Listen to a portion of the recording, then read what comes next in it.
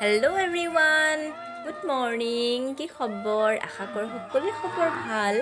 আপোনালোকৰ মাজলৈ আকৌ এটা নতুন ভিডিঅ' লৈ আহিলোঁ। আশা কৰোঁ সকলোৱে যেন ভিডিঅ'টো চাই ভাল পায়। আহকচোন এতিয়া আমি সকলোৱে মিলিজুলি একেলগে ভিডিঅ'টো আৰম্ভ কৰোঁ।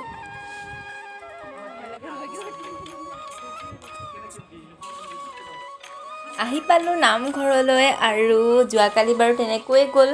যোৱাকালি আছিল বছৰেকীয়া কীৰ্তন আৰু আজি আছে ভাগৱত পাঠ পঢ়া। এজন টংলাৰ পৰা বয়সস্থ অৰ্থাৎ পাঠকক মাতিছে ভাগৱত পাঠ পঢ়িবলৈকে। আমি এতিয়া এনেকৈ ৰখি আছোঁ বাটচৰাটোত আৰু ভকতবোৰক ভৰি ধুৱাবৰ কাৰণে। চাওকচোন আমি ভকতক কেনেকৈ ভৰি ধুৱাই আছোঁ। এজনৰ পিছত এজন ভকত আহি আছে আৰু কিছুমান ভকতে মানে তেওঁলোকৰ ভৰিকেইখন ধুবলৈ আমাক দিয়া নাই। আমি জোৰ কৰি হ'লেও ধুৱাইছোঁ, কাৰণ তেওঁলোকে আজি যিহেতু নামঘৰলৈ আহিছে পবিত্ৰ মনেৰে আৰু ভকত হৈ আহিছে। ঘৰত আমি কৈছোঁ কি তেওঁলোকে সদায় ঘৰত ভৰি ধুয়ে থাকে আৰু আজি আমি তেওঁলোকৰ বাবেই ৰৈ আছোঁ এনেকৈ ভৰি ধুৱাবলৈ। সেইকাৰণে সকলোখিনি ভকতক এইজনৰ পিছত আমি সেইজনক ভৰি ধুৱালোঁ। আৰু সঁচাকৈয়ে দেই সেই সময়খিনিত বহুত ভাল লাগিছিলে, কাৰণ আমি ইমানকেইজন ভকতৰ চৰণ চুবলৈ পাইছোঁ।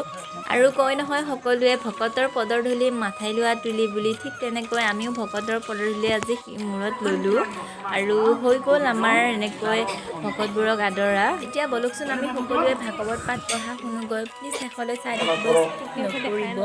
আৰু এইবোৰ চাওক দাদাজনে ধুনীয়াকৈ পঢ়ি আছে ভাগৱত পাঠ আৰু ময়ো বাৰু ভিতৰলৈকে সোমালোঁ। বহি লৈ ধুনীয়াকৈ কোনো মই শাস্ত্ৰত ভাগৱত পাঠ উল্লেখ নাই শুনি কোনোবা থাকোঁ। পুতেকে নিজৰ বাপেকৰ অস্থিনি গংগাত পেলাই দিছিল।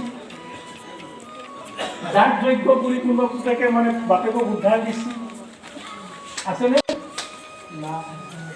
এই যে পিছত মানৱ আছিল যে নালগে আশ্ৰমত গৈ দিছিল। এইবিলাক যিখিনি কথা কৈছোঁ চব শাস্ত্ৰসন্মত কথা কৈছোঁ, চব শাস্ত্ৰত আছে।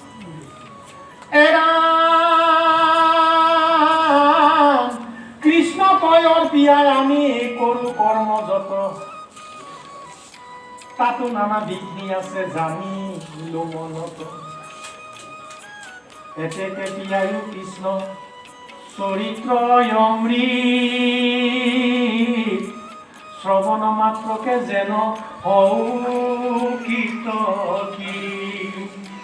কাৰণ 60,000 ইতিমধ্যে 32,000 গেল নহয় ভাগৱত নুশুনো বুলি, হয়নে? আমি 28,000হে থাকিলোঁ এতিয়া, গতিকে 28,000 চিন্তা কৰিছে, সংখ্যাটো কম নহ'ল জানো? কৈছে কৃষ্ণটো অৰ্পিয়া আমি কৰো কৰ্ম যত, ভাগৱত পাঠ কৰি সকলো কৃষ্ণকে অৰ্পণ কৰি যদি কৃষ্ণ তাতে শৰণ হৈ চব বাদ দি যদি কাম কৰি যাওঁ, তাতো নানা বিঘ্নি আছে জানিলোঁ মনত। তাতো আমাৰ বিঘ্নি আহিব আমি বুজি পাইছোঁ, কাৰণ কৃষ্ণ জন্মিলে কংস জন্মে, হয়নে? ইতিমধ্যে 32,000 গেল নহয়। আমাৰ সিফালে ফাৰ্ষ্টত ভকত হওঁতে ক'ৰবাত যদি 50 গণ গিৰি আছিল পুৰণি ভেগাবিলাকত, হ'ব জানো? ল'ৰাটো য'তে ৰাতি কটে ৰাতি হ'ব জানো? নহয়। কিয় নহয়? কাৰাগাৰ, গৃহ কাৰাগাৰ।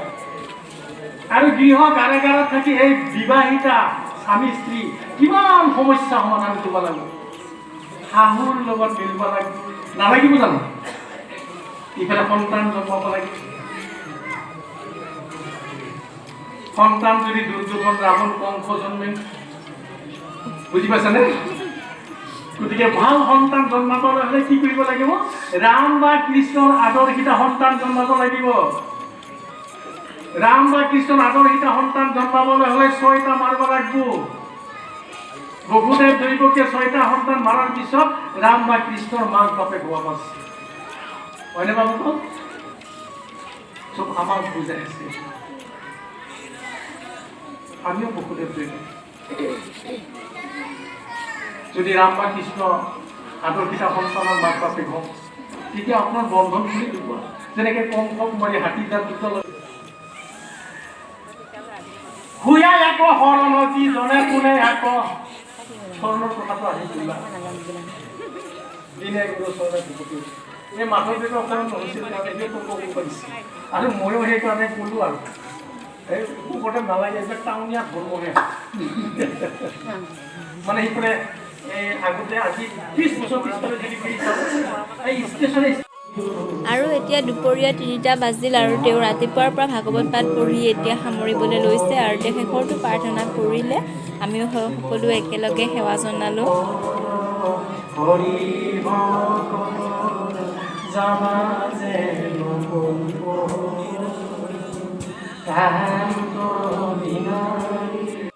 সেৱা কৰি আৰু বাহিৰলৈ আহিলোঁ প্ৰসাদ লৈ ভিতৰৰ পৰা, মানে ভিতৰত পলিথিনত পেকিং কৰি দিছে প্ৰসাদ, কাৰণ দূৰৰ পৰা ভকতবোৰ আহিছে যে সেইকাৰণে।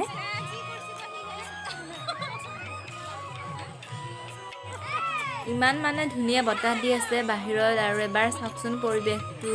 ভকতসকলক বহিবলৈ দিছে, এতিয়া তেওঁলোকৰ কাৰণে ভাতৰ ব্যৱস্থা কৰিছে। আমিও ছাইডত ভাত খাবলৈ বহি ল'লোঁ আৰু এবাৰ দেখাই দিছোঁ সকলোকে।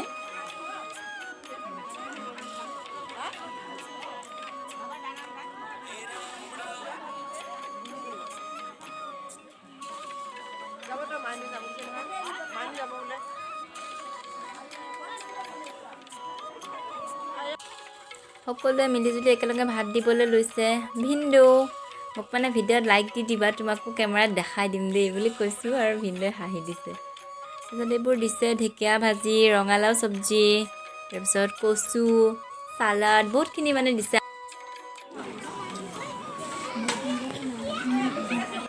হেল্ল' ফ্ৰেণ্ডছ, এতিয়া ভাত পানী খাই মানে বৰ্তমান ঘৰলৈ যাওঁ।